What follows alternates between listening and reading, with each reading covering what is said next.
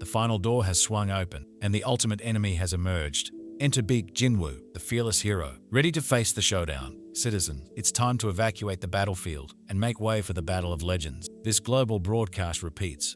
The last door is open, and the ultimate adversary is here. Civilians, please make your exit. An explosion rocked a towering building, shattering windows as the door opened. A spiderweb of cracks raced across the building. White noise echoed through the air.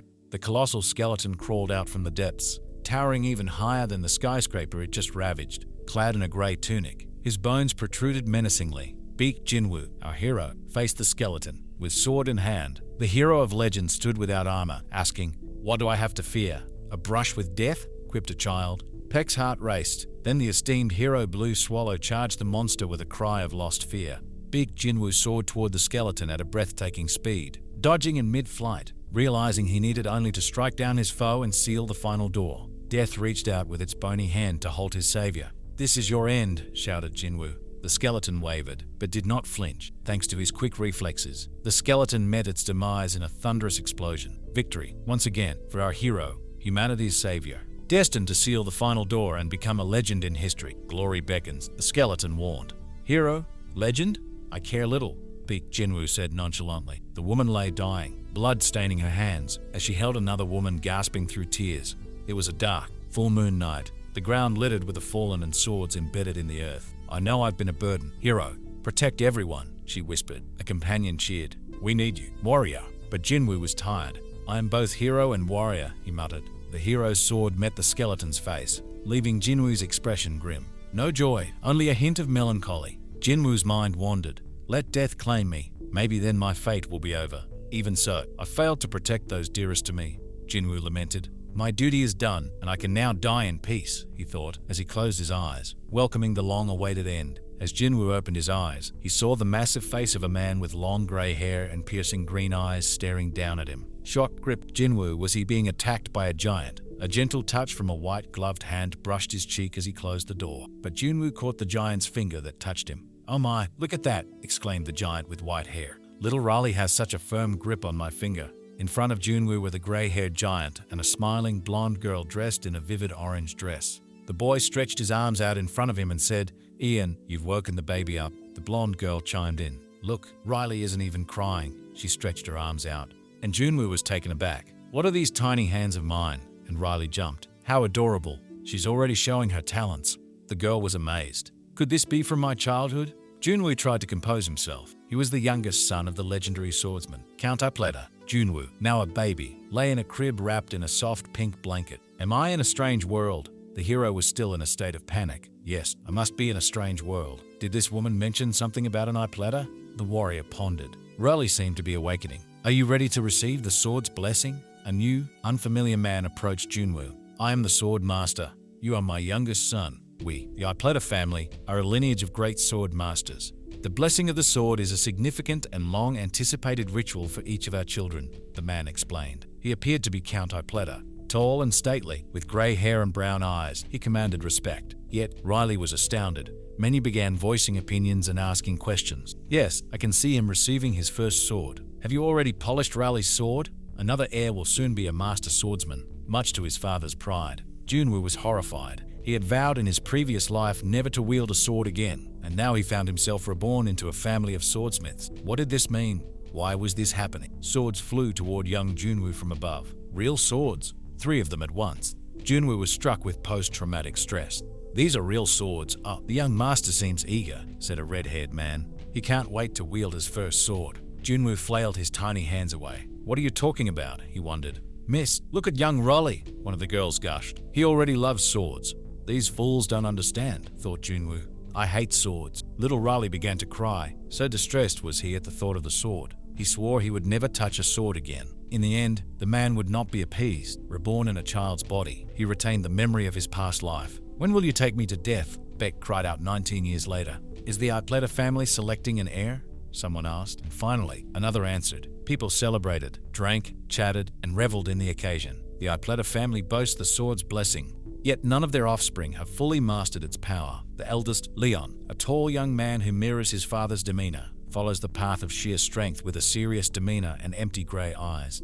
He is renowned as a monster hunter. while the middle son, Lloyd, stands out for his agility and swiftness. His fiery red hair and piercing blue eyes complement his skill, which is so precise he can slice a droplet of water midair. "Tell me about the third son," asked a man seated with the two boys. "You said there were 3 sons," he added. "Yes, 3, the boy answered. "But the third son is another story. He's completely useless." "How can the High Counselor's son have no sword skills at all?" the man asked, astonished. "He's a drifter," the boy replied with a hint of regret. The man nearby, sipping his beer, overheard and bristled at the mention of the third prince. His long grey hair framed a tense expression. "Rumor has it that during the blessing of the sword ritual, he took it," the boy remarked. "Sounds like just another tall tale," the other responded. "I doubt he has much promise in this life," he added dismissively. The grey-haired man set his beer down with a loud clink, startling the boy. "How dare you, commoners," he growled, revealing himself as the same green-eyed man who woke young Raleigh 19 years earlier. He wasn't as imposing now, but he maintained his authority. "Watch your words," he scolded. "The young prince is training with his sword, while you settle for sweeping floors." Meanwhile, the prince lounged beneath a tree, humming a tune and musing about the clouds above. He wondered if one looked like a hamburger. "You know nothing," the old man retorted. "The prince is doing his best and is an honorable man." Junwoo, relaxing on the grass, let his thoughts wander. He wished for a Coca-Cola. "These memories keep chasing me," he murmured. He had thought he would forget his past life by now, but it remained vivid. He remembered taking a sacred sword meant for no one else, an act that tasked him with saving humanity from the Demon King. That moment marked a turning point. He was no longer himself, but the warrior chosen by fate. He vowed never to take up a sword in this life. His destiny was sealed. Junwoo rose to his feet, brushing the grass from his hands. "Never again," he swore. "Never, ever wield a sword." "Jesus," someone shouted. It was Han, the old man with grey hair and green eyes. "Ah, Han," Junwoo replied, surprised. "I knew I'd find you here," Han said. "Have you practiced with the sword today? The heir's election is just around the corner, with other families set to observe the candidate's skills." "Young master, it's time," a servant said. "They still call me the ugly, lazy duckling among my siblings. Why should I bother with this?" Riley yawned. "Young master, do you understand what's at stake?" asked the old man. "Why not prove to everyone you're not lazy?" the old man urged. "Why bother? They're not wrong," Riley responded nonchalantly. Ian couldn't believe his ears. "Don't you want to show them you're stronger than your brothers?" Riley was about to leave, but Ian tried to stop him. "Stronger than what?" Riley asked lazily. "You have intelligence and reputation," Ian began, but Riley's disinterest left him speechless. "I'm too ill. I'll never be able to hold a sword," Riley said dismissively, tears of frustration welling up in his eyes. Ian couldn't stand it anymore and reprimanded the boy. "Han, don't pay attention to what people say. I'm useless. I've learned that from experience." Riley walked away cheerfully toward the mansion, but Ian grabbed him. "With all due respect, sir, you're only 19 years old," the frustrated elder yelled. "Madam, the heir election process must begin soon." The dining table was laden with dishes and appetizers, and a beautiful candelabra with 5 candles took center stage. "Master Riley must compete with his siblings, surely. You understand that water doesn't come from stone." "That's true, Jan. Riley deserves the chance to prove himself as heir. He is the son of the great Thanatolith, and our family is renowned for producing the best swordsmen." The blonde girl in a bright orange dress approached Riley. "Of course, now my mother will scold me for that," Riley thought. The mother sensed her son's distress but remained gentle. "I want my son to find his own path and happiness. I don't want the fate of the Oplata family to be a burden on him," she spoke softly. Riley was overjoyed. His mother's joy mirrored his. "Madam, aren't you a little angry?" Gin asked. "Why would I be angry?" she asked in return, gazing at him intently. "Riley, there are differences between them. Would you like to discuss this with the young master?" Han asked. "Han, don't mind what people say," Riley responded calmly. "Lady, you know how bright he is," the old man continued. "He has been speaking since he was a baby. Finally, I can speak," said little Riley, still in diapers. "Madam, come quickly." Riley spoke, cried the maid. Riley, now 1-year-old, was the most talented child in the family. The elder reflected on his 60 years of experience and marveled at the Lord. "Riley is the most talented child I've ever seen." By age 2, Riley had learned to read and was devouring complex literature effortlessly. "Han, are there tougher books around?" Riley asked. "But you just read a series on medical treatments." "Young Riley, science-minded children usually wield pens, not swords," his mother replied. "Nevertheless, you belong to the illustrious Ipleta family." "Ma'am, stay close," Ian urged. Struggling to calm himself, Riley settled at the table with a contented sigh. "This is great. Ian and Mom love me and will always shield me," he thought. "I'll never have to pick up a sword again." But suddenly, blood gushed from his mother's mouth, splattering across her hands and lips. Riley looked over, stunned by what he saw. A puddle of blood pooled on her chest as she slumped from her seat. What's happening, ma'am? Ian exclaimed, alarmed. Mom? Riley asked monotonously. Caught off guard. Ma'am, can you hear me? Ian shouted. Mom! Jinwoo cried out, his voice echoing the shock. The white tablecloth that had just been a setting for a loving family meal was now stained with blood. What an adventure I've had, Beck mused. Ma'am, you're bleeding, Ian insisted. Everything around me was perfect, and I never needed a sword for it. What's wrong with Mom? Riley asked. Junwoo leaped up from the table and rushed to his mother's side, cradling her. Young master, you're coughing blood, an old man cried, frantic. We should call for help. No, let's give her first aid first, Riley instructed. A red-haired girl in a purple dress stood by the palace doors, her expression shrouded in darkness. Finally, a woman's voice said quietly,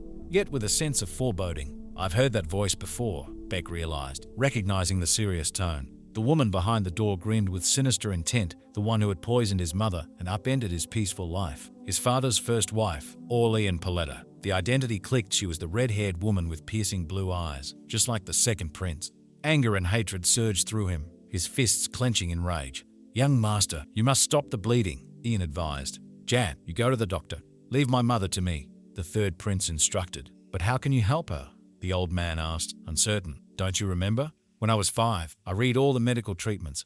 I'll give her first aid and take her to her rooms, Riley explained. The woman sweated, her eyes haunted, bloodstains around her mouth and chest. All right, I'll fetch the healer immediately, Ian said, accepting the task.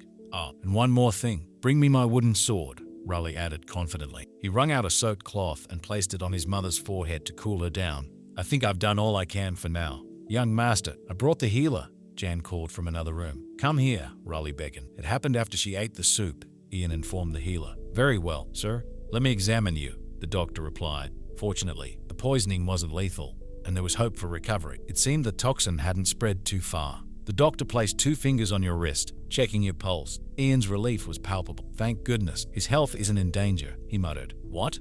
Not in danger, even though she's bleeding from the mouth? Junwoo questioned, trying to process the situation. Ian, are you thinking what I'm thinking? Riley asked, his expression intense. Yes, young master. I fear there's a strong chance this was a deliberate attack on the lady's life, Ian agreed. We've already detained the maid responsible for serving you and the lady. An interrogation will begin soon, he added. We must investigate and find the culprits. We don't know much yet. My apologies, young master. I should have been more vigilant. Ian, remember I told you about the other world I dream of sometimes? Riley began. Yes, young master, Ian nodded. Well, there's a saying in that world, don't disturb someone who's sleeping peacefully. Riley paused, a smile playing at the corners of his lips. Thanks for the sword, but I need to speak with someone now.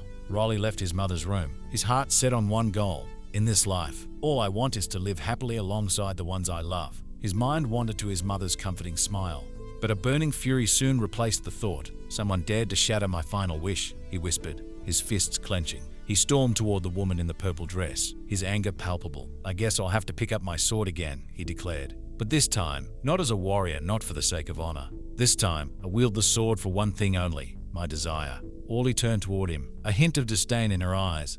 Hello, Relay. How are you? She greeted, her tone feigning innocence. Not so lazy now, are you? Riley quipped, unamused. Thanks to you, I don't let it hold me back. Orly's face hardened, the once friendly mask slipping. What about my mother? Orly, your games have gone too far. Orly chuckled mockingly. I'm the mistress of the castle, doing what's best for everyone, she replied, her gaze steady. I worry about Iris too, you know? Everyone ridicules her son's reputation, calling him the master of the lazy sword. You've changed since the last time I saw you, Riley observed, his grip tightening around the wooden sword. I can still smell the soup my mother ate from your hands. Is there something you want to confess? Riley asked, his voice calm but piercing. You've always had a keen sense, she remarked, smirking. I was in the kitchen before dinner. Her grin turned sinister. It's funny you ask, because you're the one behaving strangely right now. She laughed, the sound echoing through the room. Changing now? It could mean sudden death. Keep your head down and stay quiet, Orly advised the servant. The woman has left. It's already night. What have you discovered about Raleigh? She asked, her curiosity piqued. Ma'am, he went to the courtyard to train, the servant reported. To the courtyard? Thank goodness I assigned you to keep an eye on him. Orly took a sip of her tea, contemplating. I've realized he doesn't even know how to hold a sword properly. What else could we expect from the so-called lazy sword master? Orly scoffed, irritated. He acts like a wounded puppy, but dares to speak to me with such disrespect. There's no point in waiting any longer. Finish what you started tonight, she instructed the servant. Yes, ma'am, the servant responded, already formulating a plan. I'll go unnoticed, it will be easy, the servant thought. At first, Raleigh seemed harmless, but soon the servant sensed Raleigh might have caught on to being watched. It felt like Raleigh was patiently waiting for the servant to make a move. Why are you just standing there? Orley snapped, growing impatient. Go and do it. Yes, ma'am. The servant quickly moved through the corridor, heading towards Raleigh's room. Raleigh was awake, watching the servant approach. Todd, the servant, froze when he saw the fiery determination in Raleigh's eyes. Raleigh called out, "Wake up! You're not paying attention." He lunged at the servant, wild energy in his gaze and a gleam of satisfaction on his face. "Have you come to kill me?" Raleigh asked, raising his wooden sword in readiness. "On Lady Orley's orders," the servant shouted, their swords clashing. Raleigh's intense expression met the servant's frightened eyes, their faces mere centimeters apart. "You're wasting your time," the prince interrupted. "A mercenary who can't even handle a wooden sword." With a swift move, Raleigh disarmed the servant, causing his sword to clatter loudly to the ground. The servant's fear was palpable as Raleigh once more raised his wooden sword. He paused near the window, his red eyes glowing and his silhouette dark against the light. A silent moment passed, and Ian entered Raleigh's room. "Young master, you're here," he said. Raleigh, relaxing with a book on his face, greeted Ian with a lazy murmur. "What's the news?" he asked. "Sir, a body has been found in the mansion," Ian reported tensely. Raleigh looked up from his book, clearly not as alarmed as Ian. "I thought it would be something serious," he remarked. "It's not just any body," Ian added. "It's the body of an intruder who somehow breached the castle." "How did they die?" a servant asked another. "They had a broken neck," came the reply. The servant stood well away from the body, while Mrs. Orley, standing nearby, nervously bit her gloves. "And just outside the lady's room," added one of the servants, painting a vivid scene of the unfolding drama. The news of Lady Araz's poisoning had made its way to the Count, who quickly addressed the situation. "You've done an admirable job aiding Lady Araz, young master, but now's not the time to let your guard down. You shouldn't be alone. We don't know if there are more threats lurking on the estate." Raleigh responded, "I hear you, but let's be frank, I can handle myself just fine. Your focus should be on keeping an eye on my mother." Turning to Ian, he handed him a piece of paper. "Here, I've made a list of herbs to concoct a potion for Mom. This should help her recover. But when you go to..." Before Ian could finish, Raleigh interjected with a smirk. "Think I'm just lounging around? I've been busy. Go tend to your mother, please." "And you, young master?" Ian asked. "I'll be there soon. But I've got some things to take care of first," Raleigh replied. Under the prince's sofa, a wooden and aluminum sword lay hidden, ready for action. The Count questioned, "Did you search the entire estate?" "Yes, father," the first prince began. "We've checked everywhere." "But," the second prince finished, "we haven't found anyone suspicious." "Did you find anyone who seemed connected to the intruder?" The Count persisted, his frustration evident. Meanwhile, Mrs.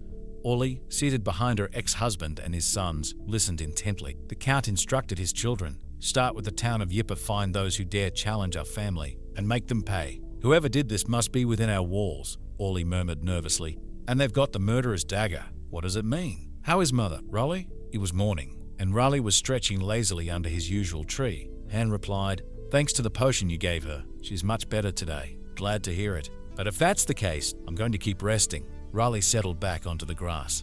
"Young master, please listen to me," Han urged. "Now's the time to take up your sword. You can't just go easy and then give up." Raleigh, already lying on the grass, observed the ripening fruit above. "Ian, grab one for me, and for yourself, too," he said. "What are you talking about?" Ian asked. "We've got plenty of fruit in the mansion. You can eat whenever you want." Ian then realized Raleigh wasn't referring to fruit. High on a branch, the glint of the murderer's dagger shone. Raleigh grinned, quick to spot it. "Perfect. Aren't you going to grab your fruit?" he asked cheerfully. "Not now, sir," Ian said, picking up a stone from the ground. With a swift motion, he used it to dislodge the dagger from the tree, catching it with one hand while expertly grabbing the fallen sword with the other. "I doubt that's fruit," Raleigh said with wide-eyed curiosity. "How did you end up here?" Ian wondered aloud. "What is that?" asked the third prince.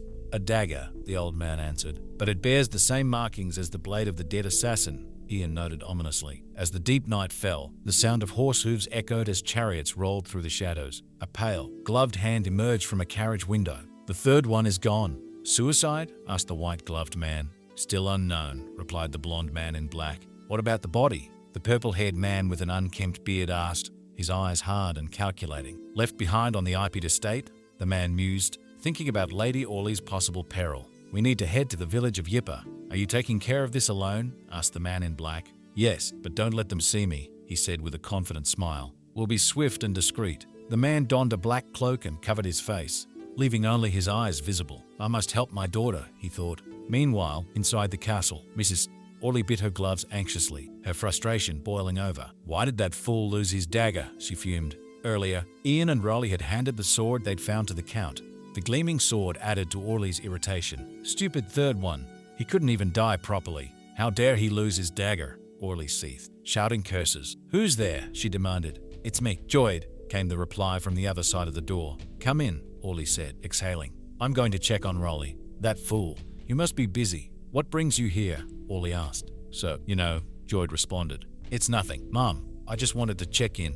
I heard about the assassin outside your room. Yes, thank you for your concern, dear, Orley replied. Mom, are you all right? You don't look well. You must be worried, Joyd said. He was killed right in front of your door. You must be exhausted. Rest. Mom, I'll take care of your rooms, Joyd reassured her. Well, son, your visit instantly made me feel better. Have you heard? Grandfather's factory arrived in Yippa village, the second prince noted. Orley smiled with irony. The tea factory? She asked. Yes, the workers said so. They arrived in large numbers. I hadn't heard, Orley admitted, suspicious.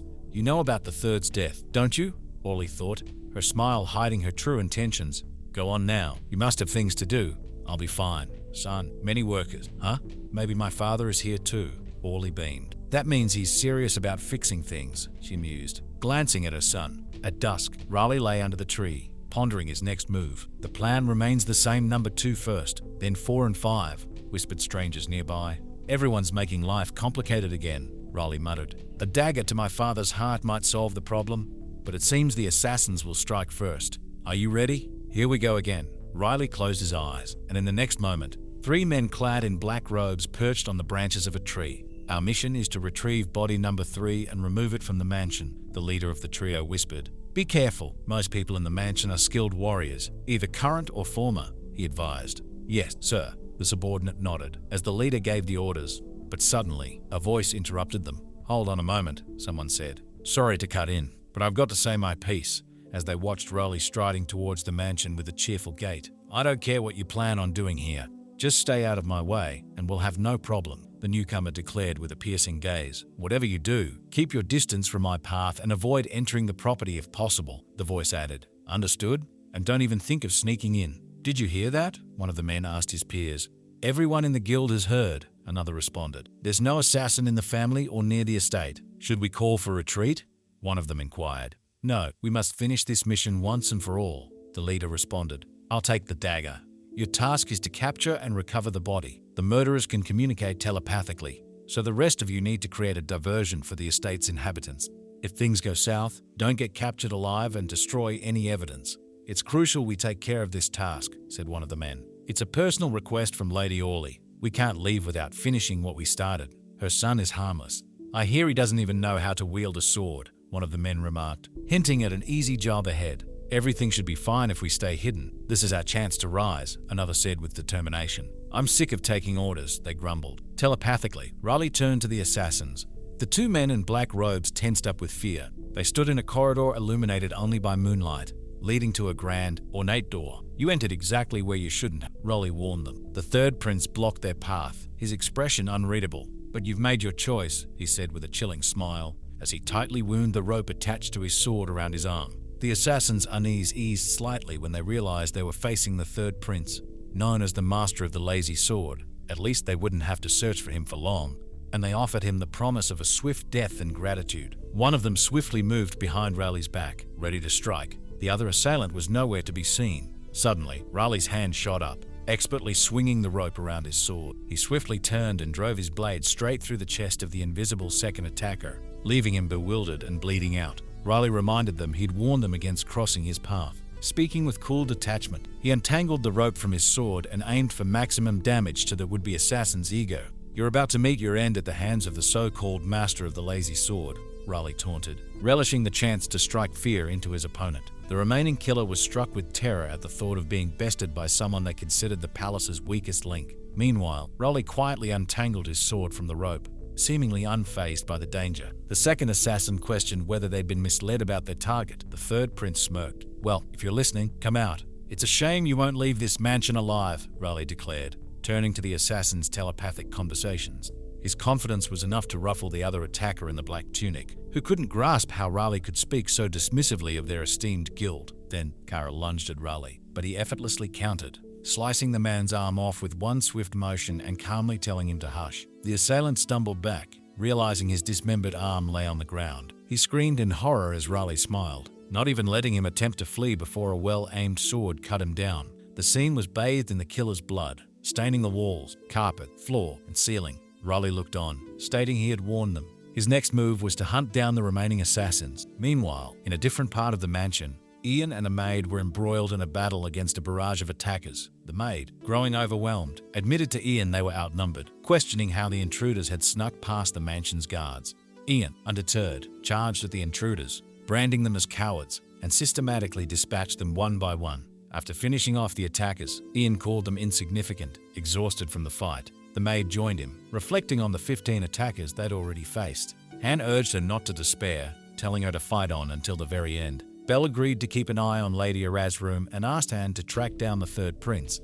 Ian hurried off, determined to find Raleigh. Knowing the prince was a master of stealth, he hoped Raleigh had found a safe hideout. Ian called out for Raleigh, urging him to hang on. But before he reached the third prince's room, an assassin blocked his way. The old man sized up the situation and knew this was a more formidable foe. He warned the assassin to leave or face the consequences. But the assassin said nothing, simply pointing his sword at Ian. Ian didn't have time to waste. He drew his own sword and lunged at his opponent, telling him not to play games. He managed to cut the assassin's finger, but that only infuriated Ian more. How dare this insignificant opponent challenge the great IP'd family? Ian's eyes blazed with determination. The assassin retaliated, bringing his sword dangerously close to Ian's face. But things took a turn for the worse for him when he suddenly found himself stabbed in the chest with his own guild's dagger. Confused and defeated, the assassin crumpled to the ground. Seizing the opportunity, Ian swung his sword and cut the enemy in half. Now free to reach Raleigh, he rushed to find the young master. Meanwhile, Raleigh was surprised he had missed his initial target. But given his changed body over the years, it wasn't a shock. He concluded he'd done well that night and walked away, leaving a trail of assassins behind. Ian finally caught up with Raleigh near the tree where he usually rested. He found the prince sitting on a large branch and asked if he had been there the whole time and if he was all right. Raleigh played dumb and asked Ian why he was out so late and why he was sweating. Ian didn't respond, but insisted Raleigh leave with him immediately. Raleigh, intrigued, asked if the assassin had returned. The third prince climbed down from the branch, ready to follow Ian's lead. Ian asked how the prince knew about the assassins, confirming their presence in the mansion. Raleigh tried to feign surprise, but the hero who had once saved the world struggled with pretending to be taken aback. Ian now understood why the young master was hiding in the tree. The older man sighed with relief, saying that had something happened to Raleigh, it would not have been acceptable. He stressed the danger of the situation and urged Raleigh not to leave the safety of the old man. Ian shared that he and Syrah had taken down over 15 assassins. As they headed back to the mansion, Raleigh interrupted Ian with a question about his mother, showing his concern. Ian smiled at the boy's thoughtfulness, amazed that even in such dire moments, Raleigh worried about his mother's safety. Ian found it puzzling that others saw the prince as useless when he was truly kind-hearted. The older man's eyes sparkled with admiration for the young master. Ian informed the prince that Syrah, a brave and capable young woman, was caring for his mother. Raleigh was reassured knowing his mother was in good hands. He agreed they needed to return to the mansion as soon as possible. Once inside, Ian commented that his sword sensed approaching danger and asked if the prince recognized it as his father's sword. Raleigh dismissed the concern, believing he'd already cleared the area and Ian was overreacting. Ian moved cautiously like a spy, pointing out that Raleigh was the most vulnerable member of the family and needed extra protection. Raleigh played along and thanked Ian for his help, even though he preferred not to appear weak. Raleigh asked Ian to wait as he examined something suspicious. Ian's attention was drawn to the paper Raleigh was holding. He gasped, claiming the paper seemed cleaned by someone. Raleigh denied the old man's suspicions, asserting he might be lazy, but he wasn't dirty. He asked Ian to inspect the paper more closely. After closer inspection, the old man read a list of ingredients for a soup: leaf dust of the house, moon herb, and cetacocotine. Ian zeroed in on the word put, which was emphasized just before the meal. He couldn't believe it at first, but the shocking reality dawned on him. Lady Araz had slipped poison into the soup. Meanwhile, Count Ipleta clashed with an assassin. He accused his opponent of being like all killers, quick to flee like a cornered rat. The murderer, wounded and exhausted, stayed silent as the Count continued to taunt him, pointing out how he could never match his skill. In the heat of battle, the Count landed a decisive blow, mocking his foe for being such easy prey. The killer paid little attention to the Count's jabs. He focused solely on his escape plan. Having grabbed the dagger, he hoped his smoke bomb would activate within minutes. He decided if he could buy enough time, they could save Lady Orly. The Count charged at the assassin with fierce determination, his eyes ablaze and sword at the ready. A colourful clash ensued as their weapons sparked. Finn, the Count, denounced his foe as a coward for dodging his attacks, expressing his wish to capture him alive, but declaring he had no choice left. The assassin began to understand the gravity of the Count's words. He realized he was in deep trouble as the Count aimed his sword at him, promising him a chance for final words. Their fight was interrupted by Ian bursting into the room with dire news. Ian brought Lady Orly with him, revealing the shocking truth to Count Ipleta about who had tried to poison Lady Araz. The Count couldn't believe his eyes. Ian held Lady Orly by the shoulder. She looked terrified, and Ian's grave expression suggested he feared the assassin's motives. The Count asked Ian who the man in the black cloak was, but Ian said he was just another assassin, promising to dispatch him soon. The Count then questioned why Ian suspected Lady Orly's guilt. Ian provided no explanation, only handing the Count the sheet of paper he had retrieved and asking him to read it. Lady Orly grew increasingly hysterical as Finn read the incriminating text about the cetacocatine mushroom. The Count's face turned red with fury, veins bulging, and his eyes seemed to darken as the truth of the situation sank in. Ian stated that, as the Count probably had already guessed, the letter bore Lady Orly's handwriting. Lady Orly seemed on the verge of tears, overwhelmed with panic. Raleigh sat on the floor beside his mother's sleeping bed, reflecting on the events that had transpired in his father's office. He wondered if Ian had presented the evidence to his father yet, and assumed Lady Orly's guilt, which would soon be confirmed. As the prince contemplated the situation, it felt like an eternity as he pursued the unfortunate situation. Lady Eric awoke to find Raleigh by her bedside and inquired if he was all right and whether he was injured. Raleigh reassured her that he was perfectly fine and there was nothing to worry about. She placed her hand on his forehead and pondered the origin of the assassin. She expressed her happiness at her son's presence and how it seemed as though roses were blooming around him. Mother and son shared a warm embrace, and Raleigh said he was deeply relieved that his mother was unharmed. Maid Zeta witnessed this touching scene of mother and son. There was a knock on the door. Zeta announced it was Anne, and Raleigh welcomed the elder in. The prince began questioning Anne, while Sarah tried to comprehend the conversation. It took her a moment to grasp that Ian was likely right. Soon after, he inquired where she and the young master had been. She explained they had gone out without revealing their destination. Ian accused Lady Orly of poisoning Lady Araz's soup, leading them to discover the culprit. Lady Orly's guilt shocked Lady Iris, who wondered how Orly could stoop to such levels.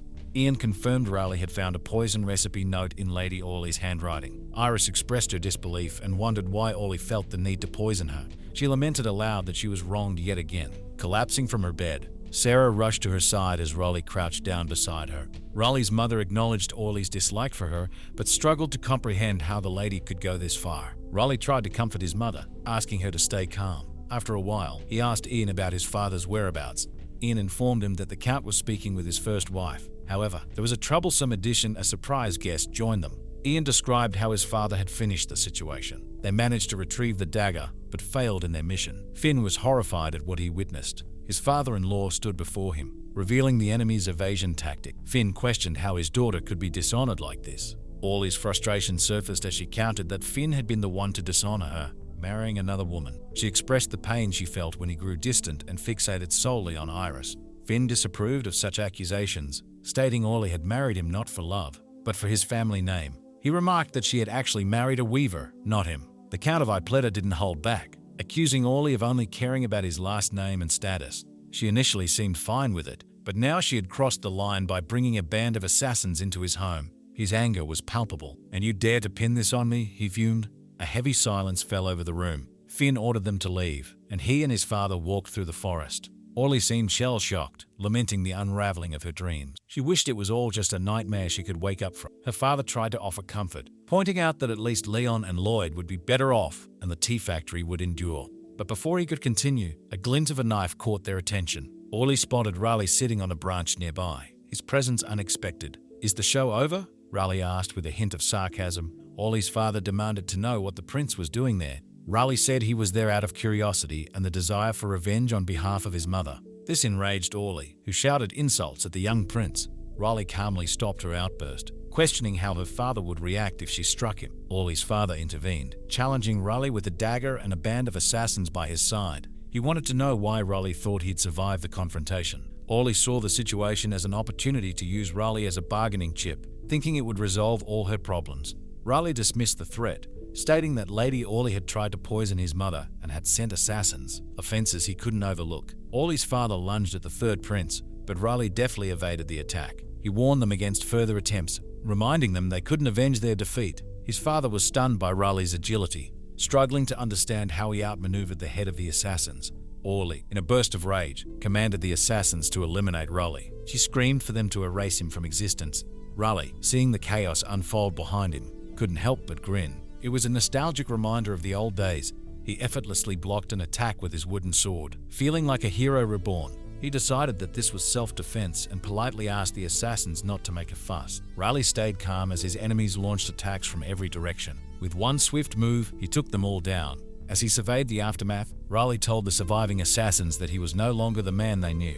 Blood pooled around him, raining down from the yet-to-fall corpses. Orly's father was struck but survived, hitting the ground hard. He was shocked to see the boy wielding only a wooden sword and to witness Riley's power firsthand. Riley approached him, emanating a deadly aura. He reminded Orly's father that this was his second offense, so he intended to give him a swift end. Riley drew his sword from the stepfather's back as the man pleaded for mercy. He claimed his daughter was simply influenced by the wrong people and not inherently evil. Riley's response was cold and final, a resolute no. Blood splattered everywhere, coating the trees and bushes in a macabre red. As Riley observed the aftermath, he recognized how different his body felt in this life, having rested for 19 years. Riley's hands were stained with blood, and he resolved not to let his emotions cloud his judgment again. He decided it was time to return to Ian, admitting things had gone too far. Hannah called for the old man, asking if he had found the young master. Ian replied no, while the maid expressed concern for the prince's safety. Ian reassured her not to panic, believing Riley was likely hiding. However, the girl protested that this was not a time for game. Ian's concern grew, wondering if they were wasting time. He resolved to search the property again, while Sarah offered to join him in looking for the third prince. As they prepared to go, Phenopolis called out from a mansion balcony, observing the servants below. Zara grew increasingly uneasy as the Count exclaimed that Riley had vanished without a word. Ian feared the young prince's honor was at stake due to his laziness and lack of accomplishments. He shuddered at the thought of the Count's rage if he discovered Riley had been kidnapped by assassins. He imagined the Count's furious declaration that Riley's disappearance was a disgrace and forbidding them to search for him. The Count had no patience for idle men like the third prince, and Ian had just begun to explain the situation when Riley suddenly appeared. Ian rushed to embrace the prince, while Sarah scolded him for worrying them. Riley's response was nonchalant as he explained he'd just arrived and overheard their conversation. Sarah playfully slapped him on the back, scolding him for causing them such concern.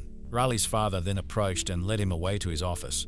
While the prince followed obediently, Lloyd was already there, looking displeased. The Count mentioned Riley had found the note and asked if he had brought it. Riley confirmed he had. Lloyd, furious, accused Riley of causing their mother's downfall. Riley responded with a wide-eyed innocence, which only enraged Lloyd further. Lloyd demanded his brother admit to fabricating the note, leaving Riley in shock. Riley was astounded at his brother's anger, but he refused to be provoked.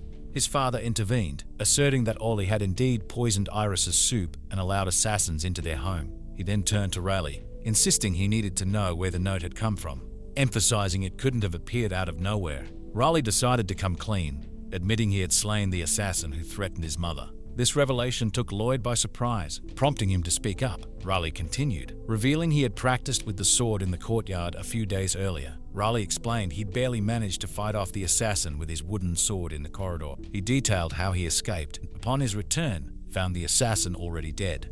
In his hand, the boy found the note, but Finney Pellet cut him off, jumping to the conclusion that Orly had sent the assassin. Adjoit bristled at the accusation against his mother, insisting she would never do such a thing. His father acknowledged that Adjoit would struggle to accept it, but confirmed the fact that Orly had allowed assassins into the house. He explained that this was the reason for exercising her. As the conversation wrapped up, Finn instructed his children to prepare for bed. As it was getting late, the children obeyed and both headed off. But suddenly, his father stopped Riley and asked him to visit his office the next day for a private conversation. The younger son was taken aback but agreed after a few moments of surprise. Riley left and closed the door behind him. In the hallway, he encountered Leon, who treated him with disdain. It seemed Leon no longer spoke to his younger brother, but Riley wasn't bothered. Riley viewed them as two show-offs.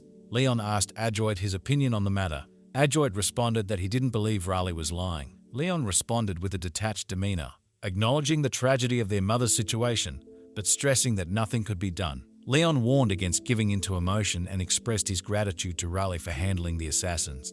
Adjoit was incensed, unable to understand how his brother could say such things, but Leon questioned if he was willing to excuse murder just because it was their mother. Adjoit shouted that she was still their mother. Leon reiterated that murder is a crime with no excuse.